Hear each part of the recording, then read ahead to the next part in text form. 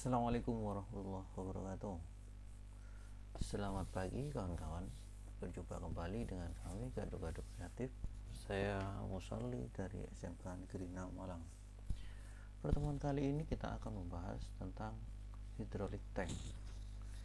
Hydraulic tank atau tangki hidrolik. Hydraulic tank itu ada dua macam ya. Ada yang bertekanan, ada yang tidak bertekanan. Untuk fungsi dari tangki hidrolik sendiri, pertama adalah untuk penampungan dari oli. Jadi ini oli sirkulasi hidrolik, terus kemudian penyimpanannya ada di hidrolik tank ini. Jadi yang kedua adalah untuk pendinginan oli. Nah, ini ada return. Return itu adalah berarti oli yang baru kembali dari sistem yang bersirkulasi masuk ke dalam ke hidrolik tank kembali. Karena di sini ada two pump. Nah, ini berarti yang menuju ke pompa. Jadi salah satu fungsinya juga adalah untuk mendinginkan oli yang panas. Fungsi yang ketiga adalah mengendapkan debu dan karat.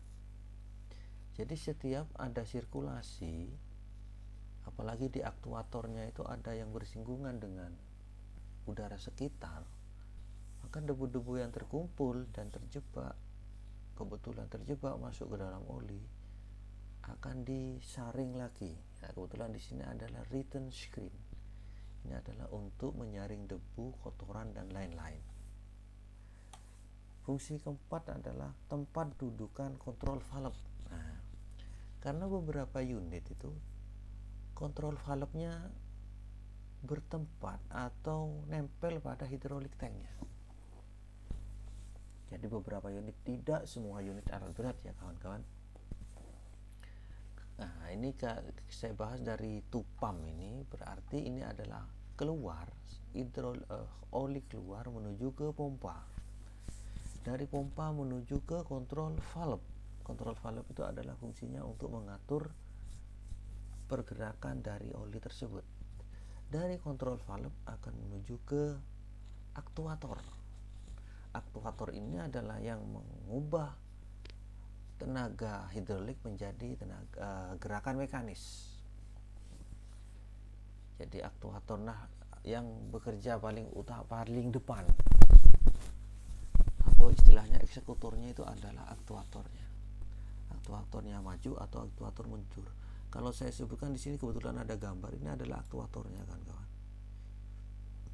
Ini juga ada aktuator ini juga ada aktuator. Dari aktuator dia akan kembali ke kontrol valve lagi. Dari kontrol valve akan dikembalikan ke posisi tangki. Seperti pertemuan yang sebelumnya, bahwa siklus dari pergerakan oli hidrolik itu ada dua. Ada yang open center system, ada closed center system. Kalau open center system itu dari pompa dia akan langsung kembali ke hidrolik tank jika keadaan tidak aktif. Jadi oli itu selalu bersirkulasi, cuman hanya sebatas sampai ke kontrol valve. Tapi kalau yang closed center system, maka oli itu akan terjebak di kontrol valve, dan dari kontrol valve tidak akan digerakkan kemana-mana. Jadi tekanan hidrolik sangat tinggi di sini, karena memang hidrolik itu menggunakan yang pressure tank atau yang tangki yang bertekanan. Jadi di sini vakum, ini tanda panah, ini adalah udara ini. Ya. Jadi memang vakum di sini, sama halnya dengan cara kerjanya AC misalnya, itu kan di vakum dulu.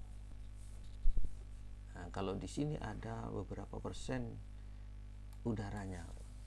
Di sini ada vacuum relief valve. Vacuum relief valve ini cara kerjanya sama dengan radiator cap. Jadi kalau radiator cap ini atau tutup radiator ini, dia akan otomatis memasukkan air atau mengeluarkan air panas dari radiator. Jadi vakum relief valve sama cara kerjanya. Jadi jika udara sudah bertekanan tinggi, daripada merusak sistem, maka dia akan dikeluarkan dari vakum relief valve. Namun jika udara tekanannya rendah, maka vakum relief valve akan otomatis untuk memasukkan udara ke dalamnya. Begitu cara kerjanya.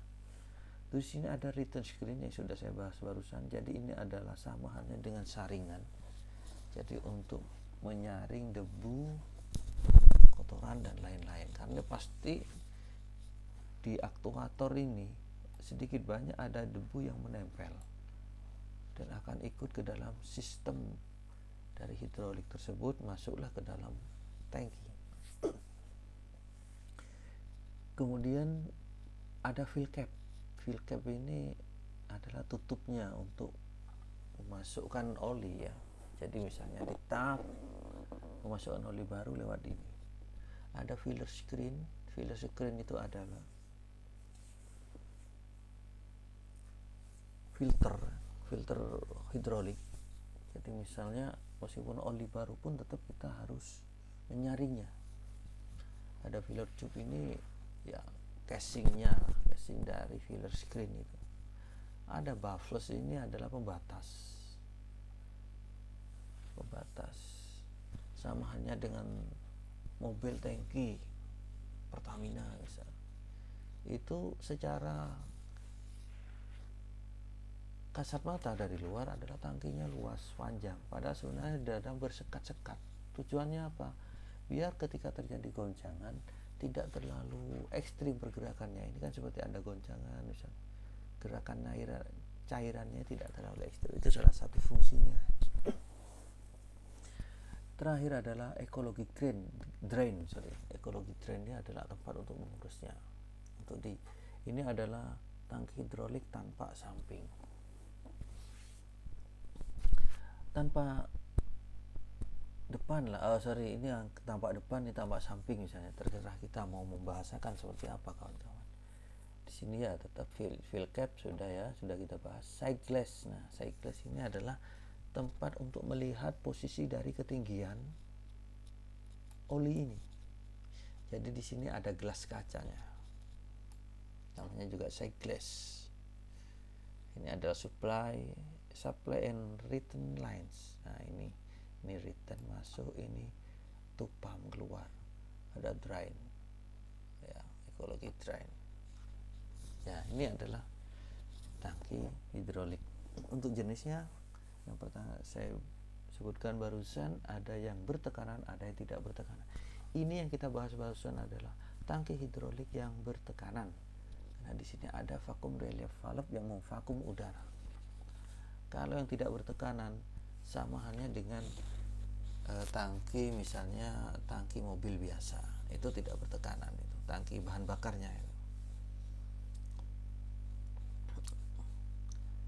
Kalau yang tidak bertekanan hanya digunakan di unit forklift kawan-kawan. Kalau unit berat lainnya hampir semuanya, hampir rata-rata menggunakan yang pressure tank atau yang bertekanan. Begitulah materi kita kali ini. Semoga apa yang telah kita bahas barusan menjadi ilmu yang bermanfaat dan bermanfaat bagi anak kita di masa depan. Terima kasih kawan-kawan. Sebelumnya jangan lupa like dan subscribe Gado-Gado Kreatif. Wassalamualaikum warahmatullahi wabarakatuh.